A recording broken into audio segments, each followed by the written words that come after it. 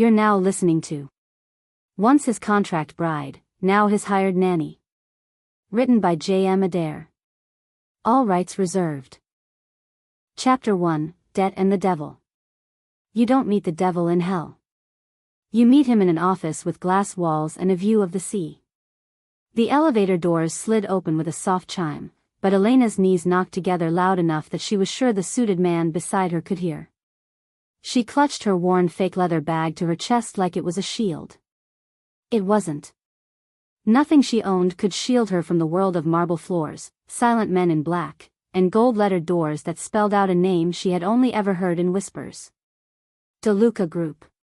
Miss Cruz, the receptionist asked, standing as if her spine was made of steel. Elena swallowed. Yes. Mr. DeLuca is expecting you. This way, please. Her sandals sounded too loud, too cheap, against the polished floor as she followed the woman through a hallway lined with abstract art and smoky mirrors. Every reflection reminded her of the same things: second-hand blouse, neatly braided hair, tired brown eyes that had seen too much for 28. The receptionist stopped in front of a pair of tall wooden doors and glanced back with a professional, unreadable smile. "Don't make him wait," she said, and pushed them open. The office was a world of shadows and sunlight. Floor-to-ceiling glass looked out over the ocean, where waves crashed against the rocky cliffs. The late afternoon sun cut across the room in sharp blades of gold, catching dust motes and the edge of a crystal decanter on a sideboard. And behind a wide black desk, a man sat like a king on a throne he didn't need. Elena had seen pictures of Matteo DeLuca, but pictures didn't come with presents. He didn't look up right away. One hand flipped through a leather folder, the other held a pen over a document he signed with clean, unhurried strokes. A watch gleamed at his wrist, simple, expensive, utterly unpretentious in the way that only people who never counted money could be. His hair was dark, cropped close at the sides but longer on top, a careless wave falling over his brow. His jaw was sharp, shadowed with stubble. Even sitting, he radiated something that made the air feel thick: power, danger, or just the certainty that nothing in this room could touch him without permission. The door clicked shut behind Elena. "Miss Cruz," he said, finally raising his eyes. They were dark. Not black, nothing was truly black, but a deep, stormy brown, the kind you could fall into and never find the bottom of. They skimmed her from head to toe in a single, efficient scan that left her cheeks burning. She forced her shoulders not to hunch. "You're late," he added. It's only 5 minutes," she said before she could stop herself. A faint, disbelieving huff left his throat.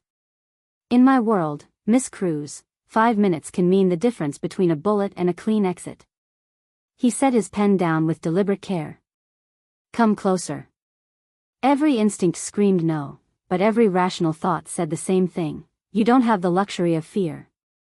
Not with Marco's shaking hands and pale face flashing behind her eyes, not with the bruises she had seen on his ribs, souvenirs from men who never raised their voices but always raised their fists. Elena took 3 steps forward, then another 2, until she stood across from his desk. Up close, he smelled faintly of something dark and expensive: cedar, maybe, and smoke. The kind of cologne you smelled in high-end malls, not on the overcrowded jeepneys she took to her part-time tutoring jobs. "Do you know why you're here?" Matteo asked. Her grip tightened around the strap of her bag. "Because of my brother." "Because of your brother," he echoed lazily, leaning back in his chair. "Marco Cruz. Currently hiding in a cheap motel outside the city, if my men are correct. He owes money he does not have, to people who have run out of patience." Elena's heart stumbled. He told me he was working things out." "He was lying," Matteo said simply. "Your brother is not very good at working things out. He is, however, excellent at digging deeper holes." He opened the folder and slid a sheet of paper toward her. Even from a distance she could see the numbers. They blurred. "That is the amount he owes." Her mouth went dry. She tried to form words, tried to blink the zeros into fewer zeros, but they just sat there, mocking her. "No one has that kind of money," she whispered. Not people like us. I could work 3 jobs, 4, I could. You could, Mateo said. And by the time you pay even a third of it, your brother will have no kneecaps. She flinched. His voice didn't rise. It didn't need to. He spoke with the calm of someone who discussed violence the way others discussed weather. I don't want Marco dead, Ms. Cruz, he said. He is a nuisance, but he is a useful nuisance. At least, he was, until he crossed the wrong people.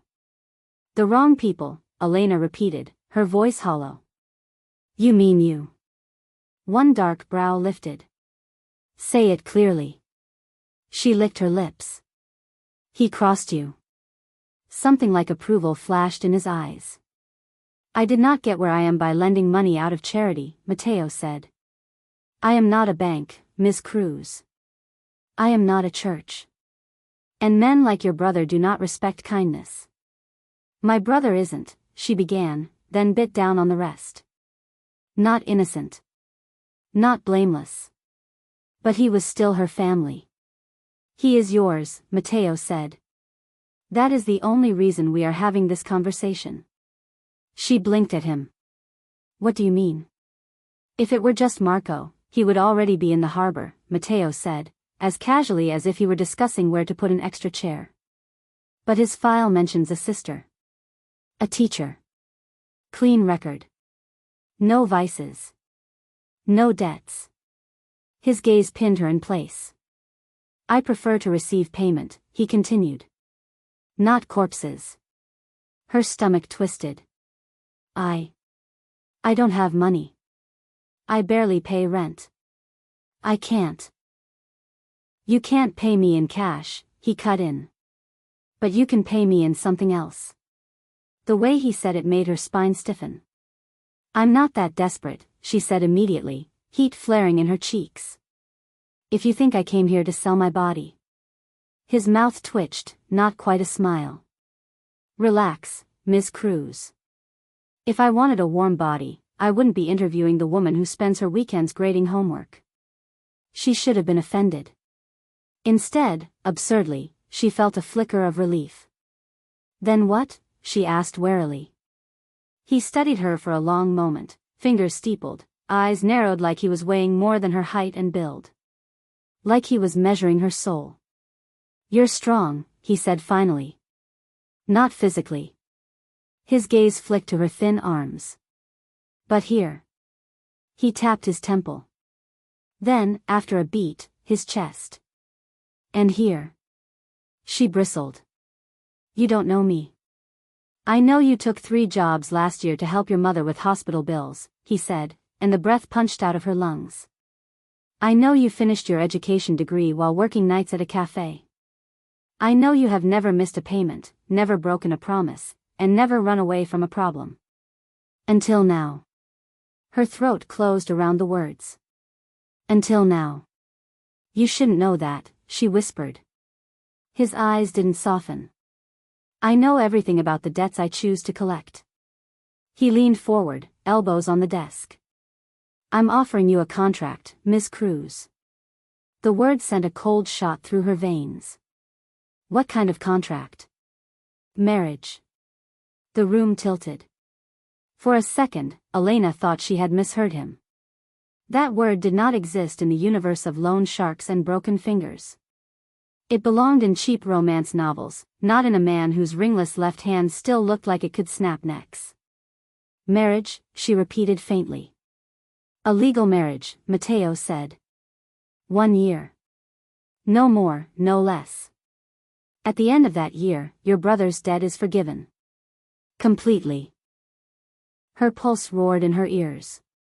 You're joking. Do I look like a man who jokes? He asked. No. He didn't. The thought of him smiling at anything felt wrong. Why? Elena demanded. You don't even know me. You could have any woman you wanted. That's precisely the problem, he cut in. Women who want me are rarely useful. You, on the other hand, are not here because you want me. She flinched at the bluntness. I need a wife, he said. For reasons that do not concern you. Someone who can attend events, smile at the right people, keep quiet around the wrong ones, and not stab me in the back while I sleep. And you think that's me? She asked, incredulous. You're loyal, he said simply. To your family. If you marry me for them, you will not betray me easily. Your fear is an asset, it will keep you alive. And your brother will stay in one piece. Elena's heart hammered so hard it hurt. A year. 1 year of her life, in exchange for Marco's. She imagined her brother's face, the way he had looked when he was 8 and gave her the bigger piece of bread, telling her he wasn't hungry. The way he'd looked 2 nights ago, stronger hands pinning him to a wall while he gasped apologies that meant nothing. You'd let him go? She asked hoarsely. No more threats. No more, Harbor. If you honor the contract, Mateo said. You will move into my house. You will be my wife in public. In private, he paused, watching her carefully. In private, we will decide what we can tolerate. Heat licked up her neck at the implication. At the same time, anger flared. So that's it, she said. You buy me like a thing, parade me around on your arm for a year, then throw me away when you're bored? Something flickered in his eyes. A flash of admiration? Surprise? I don't throw away what I pay for, he said quietly. I release it when the deal is done. That's not better, she shot back, but her voice shook. Better than your brother's burial, he said. Silence pressed in. Outside the glass wall, a wave smashed against the cliff, sending spray into the air. The sound reached them a second later, dull and distant, like the echo of a choice she hadn't made yet. Do I have time to think about it? She asked. In other circumstances, yes, Mateo said. But the men your brother owed before I bought his debt are impatient. They will not wait. She closed her eyes. Her life had been small but hers. A rented room, a classroom full of sticky-fingered kids, the routine of lesson plans and cheap coffee. She had dreamed of more, maybe a better school, maybe someday a tiny place with a balcony and plants she wouldn't kill by accident. But those dreams had never included marble floors and men with guns. When she opened her eyes, Mateo was still watching her. Still, calm, deadly. If I say no? She asked softly. He didn't look away. Then you walk out of this office the same woman you came in. And in a few days, you will be planning a funeral. The words felt like a hand closing around her lungs. Her fingers trembled on the strap of her bag. You're a monster, she whispered. One corner of his mouth lifted, humorless and cold.